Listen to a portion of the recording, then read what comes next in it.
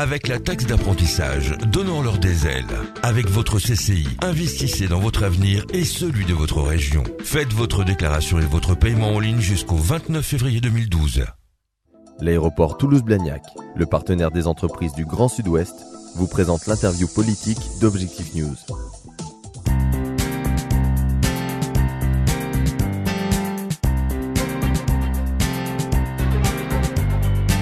Bonjour à tous, Objectif 2012 avec Marie Desquet. Aujourd'hui, Marie Desquet qui est présidente du groupe d'opposition municipale Toulouse Métropole et vice-présidente du groupe républicain et territoire à la région Midi-Pyrénées. Merci Madame Desquet d'être à nos côtés. Alors on va commencer par parler des législatives. On s'inquiète un peu à Toulouse parce qu'une opposition divisée, une opposition municipale divisée, ça fait quand même désordre à quelques mois des législatives, non ? Écoutez, le désordre, à mon avis, existe un peu partout et dans tous les partis, et quelles que soient les villes en France. Le désordre apparent, qui semble être le nôtre, ne l'est pas vraiment. Nous travaillons côte à côte, dans des chemins qui se suivent, avec des façons de nous exprimer différentes, et éventuellement, de temps en temps, des votes différents sur des questions qui nous semblent essentielles. Mais en fait, c'est une somme, à mon avis, importante. Il vaut mieux l'addition que la soustraction. Donc ce que vous êtes en train de nous dire, pour être très clair, c'est que Toulouse Métropole est certes opposée à la majorité municipale, mais n'est pas opposée au groupe Toulouse pour tous, présidé par l'ancien maire de Toulouse, Jean-Luc Moudenc. Nous ne sommes pas opposés, parce que nous sommes de la même famille de pensée. Nous avons une histoire commune également. Et en même temps, il nous arrive d'avoir une opposition vigilante, certes, mais pas forcément d'opposition posture et politicienne. Donc le mot d'ordre pour ces législatives, c'est quoi ? C'est ne pas se tromper de candidats. Tous les candidats ne sont pas encore investis. Il manque donc certaines investitures. Et évidemment, nous sommes derrière tous les candidats et candidates d'ailleurs, qui représentent notre famille de pensée et la majorité présidentielle. On va revenir dans quelques instants sur les législatives. Je voudrais d'abord qu'on parle des présidentielles. Elles auront lieu avant les législatives, en 2012, bien sûr.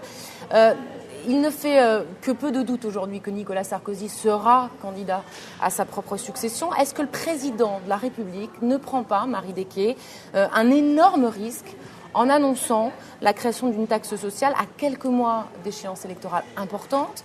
Est-ce que vouloir réformer jusqu'au bout, ce n'est pas dangereux? Et est-ce que ça ne va pas lui coûter cher? Écoutez, c'est l'avenir nous le dira, mais en tout cas, le courage des réformes, il l'a prouvé, il les a faites. Et en même temps, la réforme des universités, à Toulouse, ça veut dire quelque chose. C'est quelque chose de très important pour notre ville, pour son avenir. La réforme des collectivités, c'est important pour nous, qui nous appelons Toulouse Métropole, parce que nous croyons à la métropole, parce que nous pensons que Toulouse doit être une métropole. Alors la TVA sociale, effectivement, c'est un sujet qui avait été abordé il y a quelques années. Et personnellement, je pense que c'est une fausse bonne idée, parce que j'entends le but par rapport aux entreprises et la compétitivité, surtout par rapport à l'export. Mais en même temps, est-ce qu'il n'est pas plus intéressant de s'axer sur la recherche qui pourrait optimiser la compétitivité des entreprises et pas forcément peser sur le pouvoir d'achat des ménages? Au-delà de ça, je pense qu'on cherche des idées pour justement donner le meilleur levier à cette économie. En même temps, réfléchissons à savoir si cette idée est la meilleure. Alors revenons sur les législatives et plus particulièrement sur cette troisième circonscription sur laquelle se présente Jean-Luc Moudenc.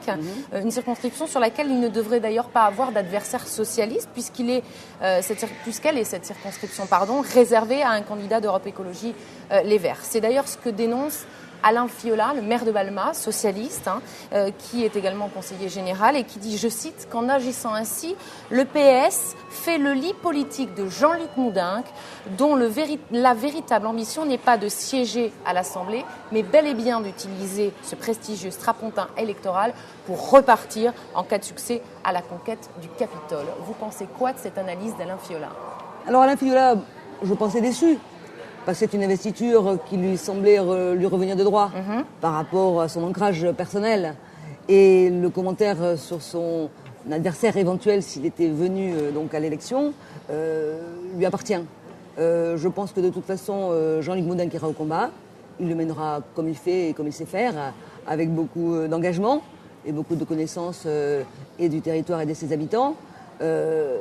Voilà, donc je pense qu'à un moment donné, il mènera son combat. Nous serons forcément derrière un candidat qui représente notre famille de pensée par rapport au combat qu'il mènera sur cette circonscription. Mais le lien, on va y arriver, j'ai entendu votre question, Est-ce qu'éventuellement c'est un tremplin pour la municipale 2014 ? Je pense qu'il ne faut pas lier ces deux élections. Je pense qu'il lui a été dit qu'elles ne seraient pas liées, ces deux élections, quel que soit le résultat. Après, par rapport au candidat pour 2014, il faudra effectivement que ce soit le meilleur candidat avec le meilleur projet. Voilà, donc on dissocie les élections. Nous verrons en temps opportun quel sera le meilleur candidat. Une petite précision, et je remets les choses dans leur contexte. Jean-Luc Moudin, qui avait initialement prévu d'attendre, d'ailleurs c'était assez étonnant, les résultats de l'élection présidentielle pour déclarer ou non sa candidature aux législatives, semble avoir obtenu de Jean-François Copé lui-même la promesse d'être investi comme candidat au municipal de 2014, même en cas de défaite aux prochaines législatives. C'est ce qui l'aurait motivé finalement pour partir au combat dans cette troisième circonscription.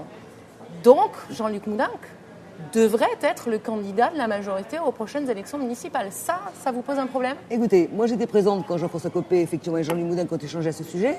Effectivement, c'est pourquoi je disais les deux élections ne seront pas liées. D'accord. Pour ces raisons-là.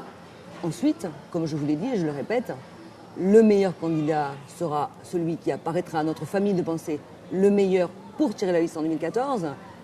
S'il y a Jean-Luc Moudin qui normalement se préparera à se présenter, nous discuterons ensemble pour savoir si effectivement il doit être devant ou juste après devant. Et s'il gagne cette législative, est-ce qu'il ne sera pas légitime pour être candidat ? Il sera le candidat investi par le parti qu'il préside en Haute-Garonne.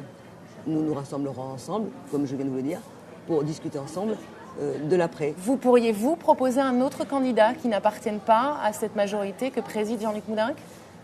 Nous en parlerons au moment opportun, juste après ces élections et ces échéances, et par rapport à la motivation et la mobilisation de Jean-Luc Moudin. Mais c'est avec lui que nous parlerons. Et vous viendrez nous en parler, je l'espère, sur Objectif 2012. Merci beaucoup, Marie Desquet. À bientôt. Au revoir.